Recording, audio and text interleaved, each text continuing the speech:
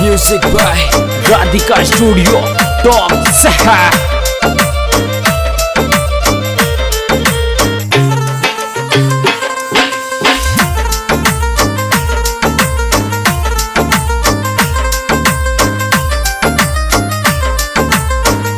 पथारी का यारो माटी जेड़ो मोल किसी को तू घमंडी करे। पथारी का यारो माटी जेड़ो मोल किसी को तू घमंडी करे। को तू घमंडी करे, घमंडी करे मनवा में करे। घमंडी करे मनवा में करे। पथारी का यारो माटी जेड़ो मोल किसी को तू घमंडी करे। को तू घमंडी करे।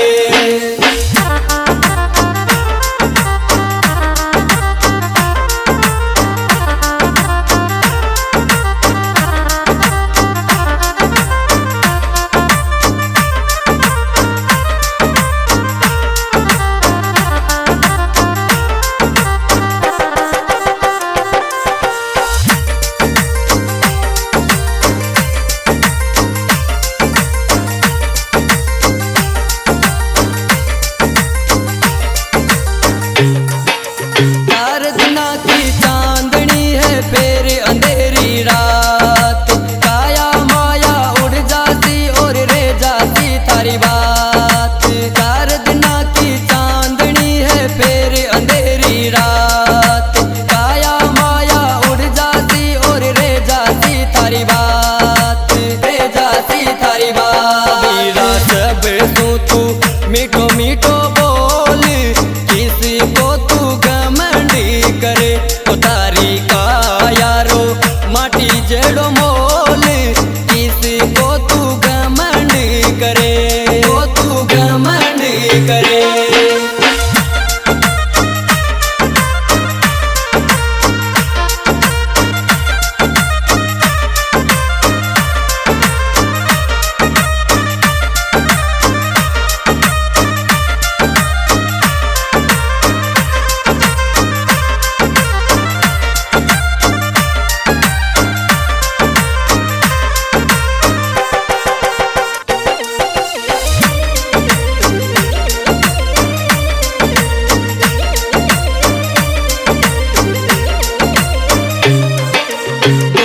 कफन का टुकड़ा तेरे तन को ढकता जाए।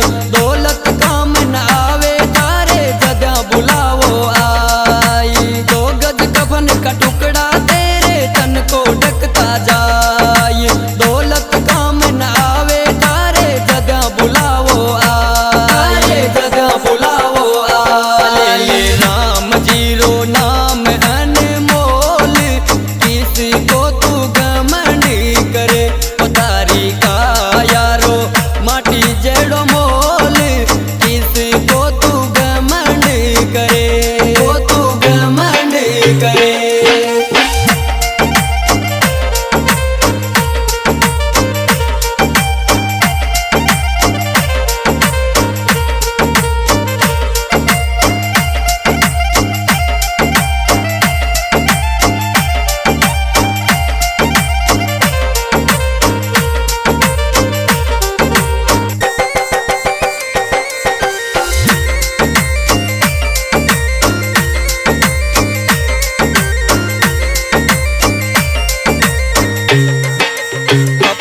अपना करे तुझको अपने आग लगा दे तुझको। झूठी है सब मोह माया अब तो पहचान ले बंदे सबको।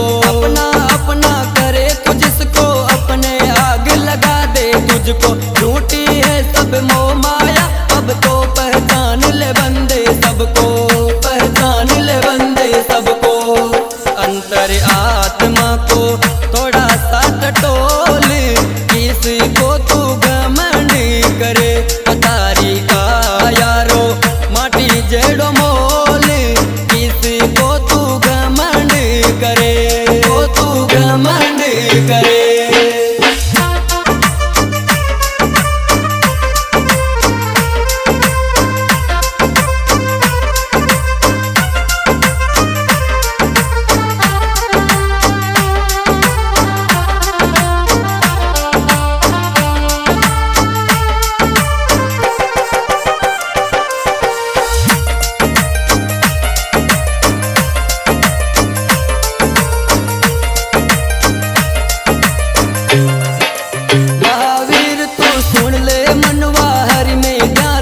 लगा ले।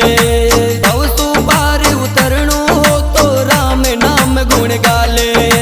महावीर तू सुन ले मनवा हरि में ध्यान लगा ले। भवसु पार उतरणु हो तो राम नाम गुण गाले, तो राम नाम गुण गाले। बीता जाए ये सास अनमोल, किसको तू घमंड करे। तारी का यारो माटी जड़ो मोल, किसको तू घमंड करे, तू घमंड करे।